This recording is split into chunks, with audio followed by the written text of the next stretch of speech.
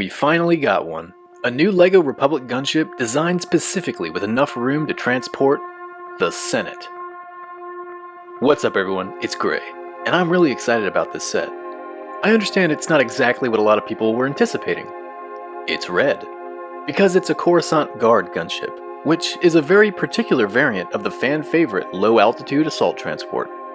It obviously has some design differences compared to the frontline combat version a lot of us were hoping for, but it's still a solid portrayal of an iconic ship, and with a striking paint job. Let's check out the included minifigures first. Chancellor Palpatine might be the best figure in the set. We haven't gotten a true Clone Wars version of him since 2009, and even the most recent Revenge of the Sith inspired version came out 9 years ago. I think this new one is the best yet, because of the dual printed dress piece used for his long robes. The pattern runs the full length, and looks great.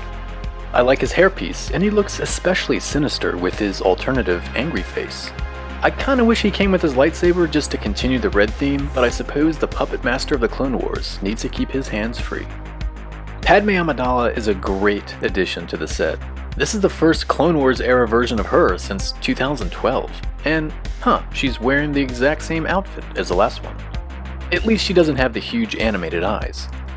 I definitely think this updated version looks better, but I wish she got some printed details on her legs. She's overall a great minifigure, but she's missing one very small detail that distinguishes her. Where are her moles? Wait, Jyn Erso?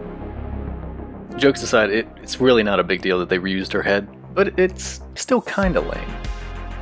I really like the shock troopers. They've got great detailed red printing from head to toe, and they fit right in with the rest of the updated clone trooper lineup. They look awesome in the pilot seats, in the cargo area, and flanking the Chancellor. I do prefer the clone trooper helmets without the helmet holes for standard troopers, but I'll take what I can get. But man, we were so close to the greatness of the 187th purple clones. Commander Fox to me is the weakest figure in the set. But why? He's another unique named clone trooper that looks pretty decent, right? Sure, but I don't think the printed details are as faithful enough to the source material. Mainly the white on red printed chest armor that ends up having this pink hue to it, and it's inaccurately sized. I'm not going to bother criticizing the printed waist cape, they're just a thing now. I totally would have preferred a third shock trooper, but I think Commander Thorn would have been a better pick for this set. We do see him with Padme and a red gunship in Episode 7, Season 6 of the Clone Wars. Also, his final stand on the Scipio landing pad is deserving of a minifigure. Is Commander Fox a bad-looking minifigure? No. But is he as authentic as, say, Commander Cody? No way. Now for the gunship. First of all, would I have preferred a normal color gunship? Yes.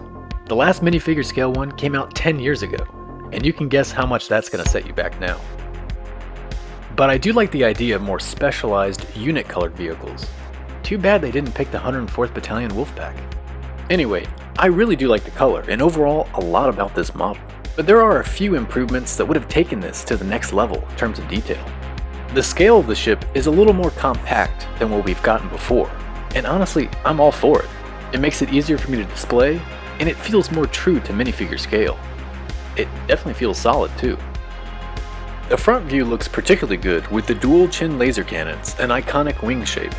The cockpits are the perfect place to hide my Commander Foxes. Yeah, I have two now. The rear sliding doors are a very cool feature, and satisfying to open with the use of these small angled Technic plates. I noticed that the gunships we see in Attack of the Clones and Revenge of the Sith have the single rear sliding doors, while the gunships from the animated Clone Wars show have two sliding doors. I guess both types were used. It might be a little cramped back there, but you can always open both sides and this ramp section to assist in placing minifigures or whatever else you want to stick in the interior. I'm sure they can be modded somehow if you want two sliding doors on each side, but I'm not going to bother with it. I like them the way they are. There are also two small upward swinging hatches that expose more storage space, but I'm left wondering what this space was intended for. There aren't any included accessories, so I guess this is Palpatine's nap quarters. Like the ATT, there's a carry handle on top to better move the gunship, which is much appreciated because it is a little bulky. I've always thought that the beam laser ball turrets were the coolest weaponry in the Republic gunship's arsenal. It's a little disappointing to see them represented only as stud shooters on the wings. Making them look more authentic is the most important visual mod I'll need to investigate. I'm also surprised that there aren't any missiles present up top between the dual missile launchers. There totally should be some. Sure, it's an easy fix, but I really appreciate small details, especially on more premium price sets. It seems that modding will be a reoccurring theme for this gunship if you're someone who wants these details, and I can see how that might be a bummer, especially with a $140 price tag. As someone who doesn't have another LEGO Republic gunship, I really like this set. It checks a lot of boxes for me. The minifigure selection is very solid, the build experience was fun and had some interesting techniques. Also, there were only a few stickers that needed to be applied. Despite potentially needing to add details to better display the model, I absolutely recommend picking this setup at some point, if you're into the Clone Wars or the prequels. It truly looks awesome, especially on some kind of stand. What do you think? Do you like the red color? Are you bummed about the lack of beam laser turrets like me? Anyway, that's all I got for y'all this time. If you enjoyed the video, give it a thumbs up. If you haven't yet, maybe consider subscribing. Thanks for stopping by. Take it easy.